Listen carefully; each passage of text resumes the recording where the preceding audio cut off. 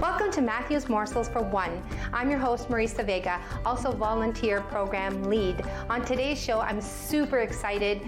Erin Manchanda will be joining us, and Erin's going to whip up a beautiful soup and a mug cake.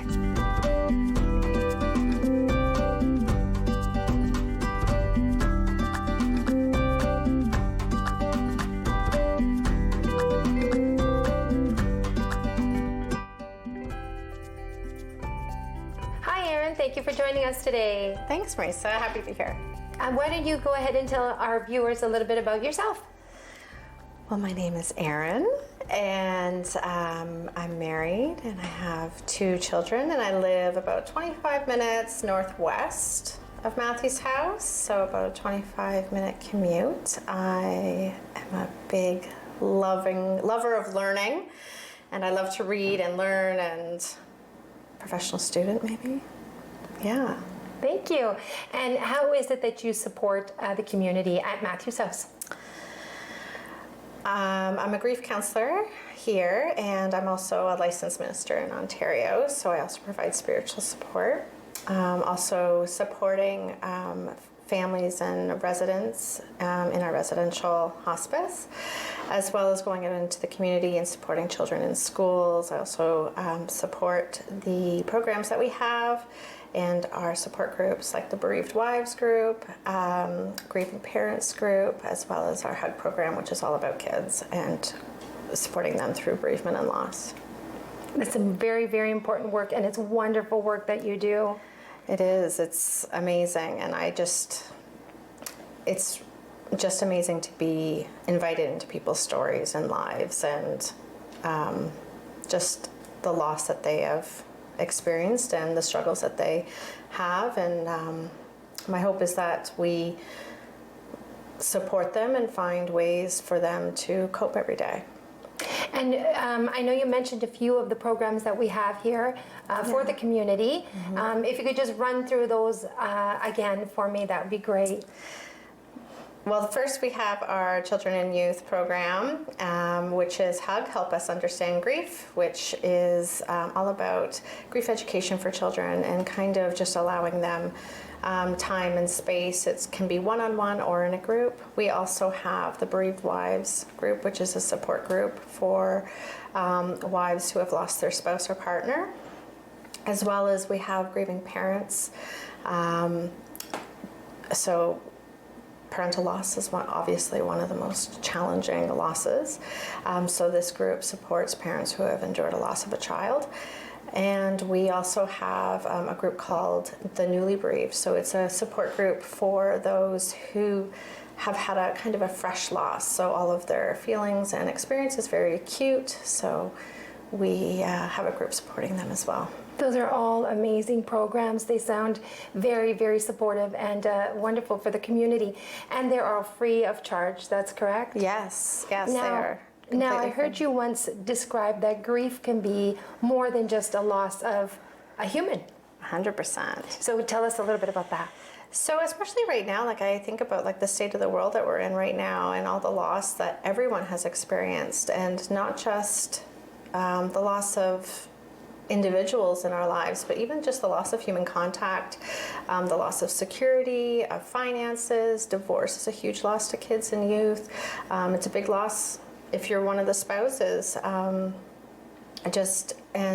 even that loss of routine of the things that we do every day. Loss is really ingrained in our everyday life, and sometimes we don't realize or think of it as loss, or that we are experiencing this challenge, but especially with the way things have been the last couple of years, it's definitely everywhere. The need for support is definitely out there. It's true. Yeah. And also the loss of a pet. 100%, right? Yes, yeah, yes. Pets, and sometimes, and a lot of times, the loss of a pet is more impactful on the pet owner than the loss of a person. So we support that as well. And you support that as well. That's wonderful. That's so well. Thanks. Thank you very much. I can't wait to see what you're going to cook for us today. I'm so excited. It's so exciting. That's great. So let's get to cooking with Erin.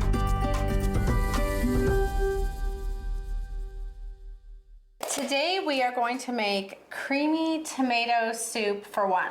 Oh my goodness, this sounds amazing. It's really tasty and it's super, super easy. So That's great. All right, so what are your ingredients here? What do we have here today? So we have some tomatoes that were on the vine that we have taken off. We have some peeled garlic, any soft cheese that you like, brie, whatever you like. Oh, brie would be nice. You can get really fancy with this. Really creative, right? Very good. All right, so what's our first step? So the first thing we're gonna do is we're gonna quarter the tomatoes. Okay. So just cutting them up in fours. Yummy, yummy. Anything tomato based, I love it. Do you? I do, I love tomatoes. Yeah, so do I. Tomatoes on a nice sandwich with some mayonnaise, toasted tomato sandwich, tomatoes over your pasta sauce, tomatoes, you know, in a salad, on a burger. So is this one of your favorite soups? It's one of my very quick and easy soups. I So love if I that. don't know, I usually have most of these ingredients in my fridge. So if I don't know what I'm making and it's coming on 4 or 5 o'clock, and it's just me home, then this is usually my go-to. This is perfect. This is fantastic. And anyone who is alone, this is, you know, right here you had, how many tomatoes? I think that was about 5 tomatoes. Yeah. But if you're alone, you could definitely use 2 or... Sure. Or you can use all 5 and then, like we said, store it in your fridge or store it in your freezer. Now, Erin, what do you think is the most important thing about dinner time and when you're alone? What are some things that might be helpful to someone not feel so overwhelmed? Well, I first want to acknowledge how hard it is to cook when you're alone, and whether or not that is because you have experienced a loss and you've always ate dinner with that person, or even having to sit at the dining room table. I have a client who eats dinner by the sink. And so it can be very, very difficult. So to me, I think one of the most important things for cooking for one person is to remember that you're nourishing yourself and that you're taking care of yourself. And when you are using wholesome ingredients and really kind of getting yourself into it, it's really self-care. So I think that that's really important. That's beautiful, and that's important to carry on that self-care, isn't it? It is, absolutely. Yeah. Very good. And so now you're starting with an onion? Yep, so we're just going to cut the onion, and again, we're gonna put it in chunks. Oh, nice. Yeah, Okay. so no dicing, no small No slicing, no dicing. No slicing, no dicing. No. Just a nice big chunks. Yeah. And now could you use a sweet onion? Could you use Spanish onion, a Vidalia onion? Can you use any of those? You can use any onion that you like. So I like using the red one, but you can use absolutely any one. Okay, so it's really all for preference, right? Yep. And the one thing I've said before on the show is that baking is a science and you have to really follow the recipe, but cooking, you can be as creative as you like. And I think one of the most important things is to make sure that you like the ingredients. So if you're not a fan of red onion and you like Vidalias better, then use those. If you don't like brie cheese or herb and garlic cream cheese, then use a different kind.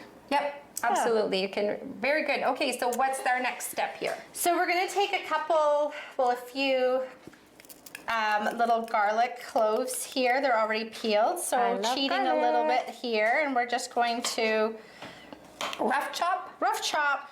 There you go. Rough chop some garlic and put it in. And again, how much you like. If you're And not a fan. Yeah, if you're not a fan, you can omit it altogether. Yeah. Yeah, and if you're not a fan of the garlic itself, wait. Is this going to be pureed? I can't give out my secrets. Uh-oh, we'll have to wait and see. Because I was going to say, if you prefer a powder, you can do a powder. If you don't want it at all, you can take it out at all. Yeah, wow, sure. Look at that. So what we have done is we've put the cheese in the middle, and we are going to just take some olive oil and just roughly drizzle over. Add some salt and so yummy. pepper. This looks so yummy. Now, could you add any vegetables to this? Like if you wanted to add some broccoli or cauliflower, could you do that? Absolutely. Yeah. Yeah, you could just kind of change it, but this looks so good. This is really a simple way of making something that's actually really good for you and really tasty. We've got the salt and pepper on, and now we are going to put it in the oven to roast for about an hour at 350. Oh, wow, sounds delicious. All right. And through the magic of television,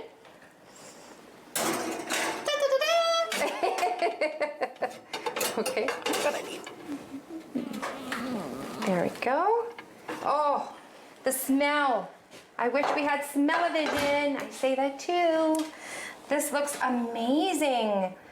And this is after an hour with just a little bit of salt and pepper and olive oil. And the cheese is all nice and ooey gooey. And that'll make it a nice, it'll give it a nice creaminess to it, won't It it? will, yeah. And we're gonna stir this up here in a minute, and we're gonna puree it. That looks delicious. So you just put it in your, Vitamix?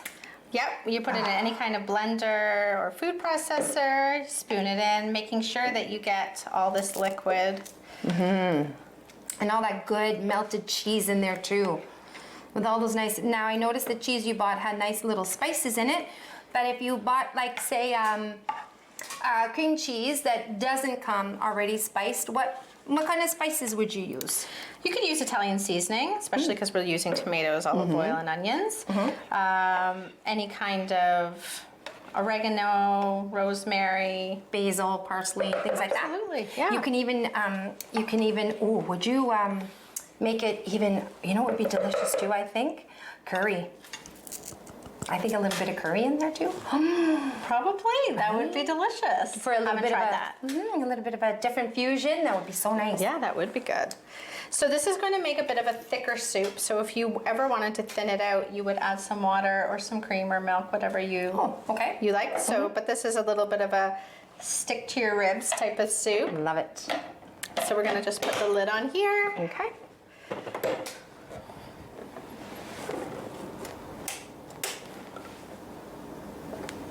And we're just going to. There we go. Oh. That looks yummy.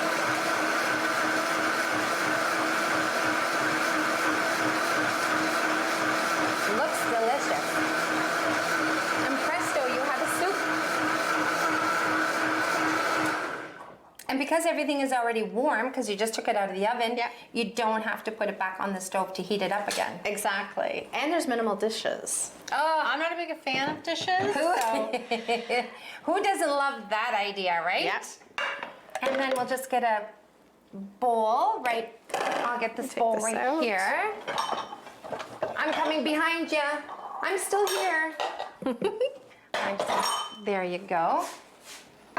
Okay. Oh, that looks delicious. Oh no, we gotta get all the good bits in there. All that stuff. Squeeze So you it. can put parsley on top if you want a little bit of a garnish. Again, you can put some more salt and pepper on it, depending on if that's how you like your tomato soups. And you can add crackers or whatever you like, garlic bread. Deliciousness. Would you, how about even drizzling like a little bit of sour cream or something on there? That would be fabulous. That would be You so. have all the good ideas. I love it. I love food. I love food, just saying. I do. Oh my goodness, this was so much fun. And so this, I would say, almost gets you about 2 bowls. For sure, yeah. Right, 2 Yeah. bowls. So you can definitely put it in a nice airtight container in your refrigerator and have it the next day. You can have this as a lunch with a side salad or maybe a sandwich of some sort. Yeah, or put it over pasta. My kids have had it like that too. They're not big soup lovers, so boil some pasta, throw it over pasta. Oh my goodness, this looks amazing. Absolutely. I'm even thinking a little bit topped over a little bit of a nice piece of grilled chicken. Alternative to gravy. This is it. Yeah. This is amazing. Oh my goodness, this is lovely. Thank you so much. No problem. I've really enjoyed making it. It's one of my favorites. I'm gonna get some spoons and we're gonna try this up right now. So excited. One for you. Thank We'll you. do cheers. Cheers. Oh, this looks so good.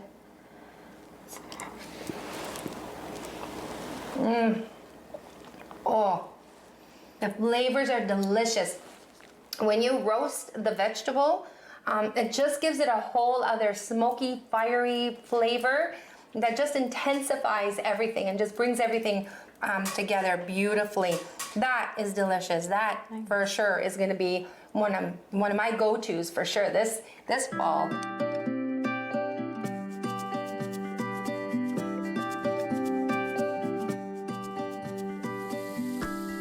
creamy tomato soup, 5 tomatoes quartered, 4 peeled garlic cloves rough chopped, 1 red onion rough chopped, 1 package of soft cheese, olive oil, salt and pepper. Put all the ingredients in a casserole dish, drizzle with olive oil and roast in the oven at 350 for 1 hour. Take out of the oven and stir the mixture and then put it in a blender and blend until smooth. Serve with your favorite side and enjoy.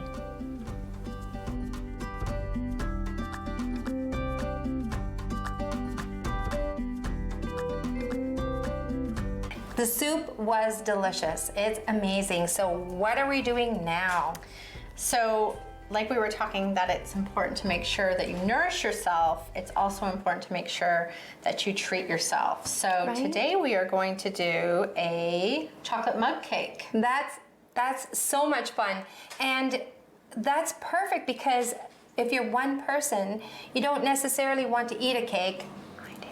And you don't necessarily want to eat the whole, pie. I do. But so a mug cake would be mug cake, pardon me, would be perfect. What a great idea. And it's forced portion control. Yeah. And which I have no control over, but it's okay. It's all right. It's all good. I love this. Look how cute and happy this mug is. Yep. It's my happy mug. It's huge, so you can make an even bigger cake. But it's what's good about this mug is that when we are cooking it, it won't boil over because it has a bit of a larger lip on it. Mm-hmm. So when you're choosing your mugs to cook in, you want to choose one of your more larger mugs for sure. Oh, that's a very, very good point because you don't want it to bubble over. That is a fantastic idea because it's a single serve, and even if you do choose a larger mug and it's a little bit too much for you, you can save it again. These are all great things that you can save, freeze easily. Obviously, we take it out of the mug to freeze, but I'm excited. All right, So what do we need to get this done? So today we're using about a 1/4 cup of all-purpose flour, 2 tablespoons of unsweetened cocoa, a 1/4 teaspoon of baking powder. Oh, okay. 2 tablespoons of sugar. We're gonna just do a splash of salt. Okay. We need a 1/4 cup of milk and 2 tablespoons of vegetable oil and some chocolate chips. You can actually put Rolos in this or score bits. So the little things that you drizzle can be whatever you want. They don't have to be chocolate chips. They can be That's a great caramel, idea. whatever you like, whatever kind of cake you want. Oh, Peanut butter, spoonful of peanut butter in the middle. What a great idea. Some great suggestions. I love that. I was even actually thinking, as you were talking about that, oh boy, live TV, I was even thinking about cutting up a bunch of Kit Kats. Yeah, that would be delicious. Kit Kats would be delicious in that too. And with Halloween around the corner, you're going to have maybe some leftover candy. So anything's game. Anything's game, that's right. So without further distraction, let's go ahead and see what do you do first? How do we start? So the first thing that we do is just add all the dry ingredients and mix them together. So we're going to put the flour in, the cocoa powder. I will be your assistant. The sugar. Again, super, super easy. Baking powder. And you're going to mix this. And you did say how much of everything, right? I can't remember. Okay, good. And you just give it a good mix. Yep. Together. It already smells good because of the chocolate. You can put chocolate on anything. And it would be good. I don't know if you've heard this, but I've been hearing people dipping bacon in chocolate. Have you heard that too. I've heard that at some fairs that you can get like it on a stick, like wrapped bacon on a stick. And then dipped in chocolate. Yeah, it's happening. What fair is that? I need to go. The other good thing about this cake is that if you're in a family where a lot of people in the family are not eating desserts or there's some dietary restrictions, but you want to make a treat for somebody who's maybe coming over or anything, then this is a single serving. And it's so much fun. And as Erin said, you deserve it. You deserve to treat yourself a little bit. And what better way than with a little piece of mug cake? It's like a hug in a mug. A hug in a mug. I love that. It should be called Hug Mug Cake. I love So that. we just are adding the oil and the milk, and we're just going to do that little splash of salt. Okay. Like that. And mix that up. Now this is probably the point where I would say, there's also a healthier version, but I really don't want to get into any of that because I'm okay with this. So, but I'm sure you could probably use a coconut oil if you wanted to. Sure, yeah. A sweetener instead of your sugars. Probably. Absolutely, Yeah. Yeah, you know what? Someone out there try it and then write into Matthew's house and let me know how that worked for you. Absolutely. The only thing that I would maybe stay clear of is almond flour. I don't think that would have the same effect, but maybe an oat flour would be okay. I'm that not would be quite nice. sure, Yeah. but you probably want to stay away from coconut or almond flour. Coconut or almond flour. Okay. All right. Okay, gluten it is. I'm okay with that. So we're just going to pour this into our mug. That looks delicious. That looks delicious. What a happy little cup. That's perfect. And then we're going to put, I'm going to just flatten I it thought you were out going to say, there. and then we're going to lick the spoon. I was ready for that. And then we're going to put our chocolate chips kind of in the center, kind of push them down a little bit. And then it's time to cook it. Let's show. Look at that. Doesn't that look delicious? I could just eat that right there with a spoon. I love it. It's basically what's on those blenders. Remember when your mom used to give you the blenders? Yes. Yeah. Oh, absolutely. And there was a time my mother used to make this cake with 7 eggs. Yes. Oh, wow. 7. It's a sponge cake, and I make it now. And it's, you separate the eggs, but then you mix everything together. And the beaters, we would lick the beaters. And now it's like, oh gosh. People would be horrified. Yes, you couldn't do that. It's like, my eggs, no. But we're fine. I'm fine. Yeah, you're here to tell about That's it. right. That's right. So we're going to try this microwave for the first time. So this is cooked in the microwave, and because fantastic. Olive, again, quick and easy, and because every microwave is a little bit different in their power, you just want to make sure that you cook it long enough and you don't overcook it. So we're going to cook it for 70 seconds. Oh, nice and quick. So 70 and start. Yay, I hear it working. Yay. This is a new kitchen because folks, we're working out of 40 McDonald Street here in Alliston. And 40 McDonald Street, Erin, now is The Warm Door Alliston. That's fantastic. That's wonderful. Oh, almost said it. And tell the folks a little bit about what the warm door means. So the Warm Door is going to be a community hub for not only any community member that feels that they're struggling or that they want to talk. Maybe they need somebody to show them how to online bank. It's honestly just anybody who needs a warm ear, a warm cup of coffee, and just to talk. And also, we're a couple blocks away from a local high school, so we're opening it up to students and to youth as well. So everyone is welcome here, and that's why it's called the Warm Door. That's great. And how do they get access to the warm door? Through Matthew's house. Matthew's house. And they can just walk right up the front steps and knock on the door, and you'll be offered a hot beverage and a warm ear, and you can tell us what you're needing that day. That's wonderful. What a great initiative. And when is that starting? It's starting now. That's great. Yeah. Oh, that's wonderful. So don't delay. Yes, we'd love that's to right. see you. Come and visit for sure. Yep. Excellent. I heard the little beep go off. I heard the beep, so we're going to cross our fingers. It looks pretty good. That's great. Now, would we stick? Wow, look at that. I love that. That's great. And that's a lovely. Oh, smell that chocolate. Smell that chocolate. And look at that, all that ooey gooiness. That's beautiful. And it was so simple. Really, really easy. And all of those ingredients you buy a large bag of anyways. So you can technically be treating yourself every day of the week. And why not? You Why should. not? Is it really a treat? You should. I think you do. Yeah, and Yeah. give yourself a little hug in a mug when you're kind of feeling not so, what's the word I want to say? When you're not feeling so well. Maybe when you need a hug. When you need a hug, yes, Yeah. yes. Because nowadays, we're just starting to get back into hugs, and that's exciting. That is but very it's been exciting. a long time since people have had a human-to-human hug. So For sure. this is a good alternative for the time being. Shall we try and dig into this and see Yeah, what it's let's like? see how it goes. All right, let me see.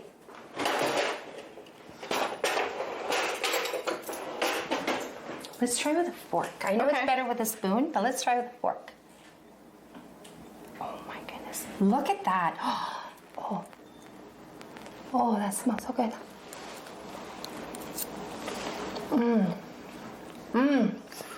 Chocolatey, It's very chocolatey. warm. It is like a hug. It is a hug. That is delicious. You know what I'm amazed at? There's no egg in that. There isn't. And the reason why that is because you would usually use 2 to 3 eggs for a full 9-inch cake, but this is just a tiny little mug. So if you put a whole egg in there, egg is a binder, so you don't really need it at all because it's just a small fraction of what a cake would be. That is delicious. It is very Oh good. my goodness, with a lovely cup of tea Yeah. or a cup of coffee. Watching your favorite show, curling up on the couch. Wonderful, Yeah. wonderful. Look at that. Ooey gooey deliciousness. And I'm wondering, what other types could you do? What other types? I guess you can also do vanilla if you wanted, if you're not a Sure. chocolate fan. But there you have it. A delicious hug in a mug It's a hug and a mug cake. chocolate cake. Thank you so much. Thank you for having me. I hope you had fun. I had a know blast. I did.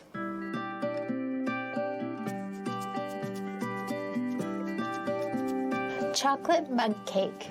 A 1/4 cup flour, 2 tablespoons unsweetened cocoa powder, 1/4 teaspoon baking powder, 2 tablespoons of sugar, a 1/4 cup of milk, 2 tablespoons vegetable oil, a dash of salt, and a 1/4 cup of chocolate chips. Mix all the dry ingredients together in a bowl. Add the milk and vegetable oil and a dash of salt to the dry ingredients and mix until smooth. Pour the mixture into a microwave-safe mug and add the chocolate chips to the mixture. Cook in the microwave on high for about 70 seconds. Take out of the microwave and let cool, and then enjoy.